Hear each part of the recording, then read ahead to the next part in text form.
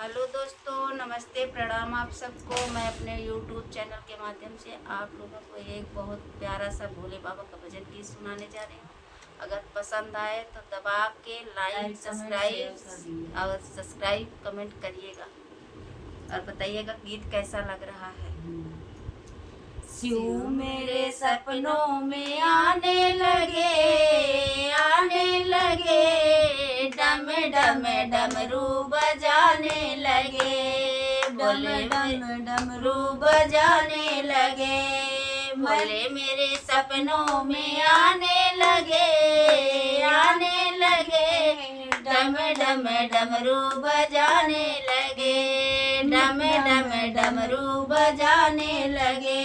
मैंने पूछा बोले से तेरी जटाओं में क्या है, मैंने पूछा बोले से तेरे जटाओं में क्या है।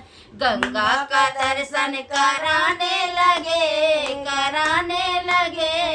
डम डम डमरू बजाने लगे, डम डम डमरू बजाने लगे। शिव मेरे सपनों में आने लगे, डम डम डमरू बजाने लगे, डम डम डमरू बजाने लगे। मैंने पूछा बोले तेरे कानों में क्या है, मैंने पूछा बोले तेरे कानों में क्या है। नागों का दर्शन कराने लगे, डम डम डमरू बजाने लगे, डम डम डमरू बजाने लगे। शिव मेरे सपनों में आने लगे, डम डम डमरू बजाने लगे, डम डम डमरू बजाने लगे।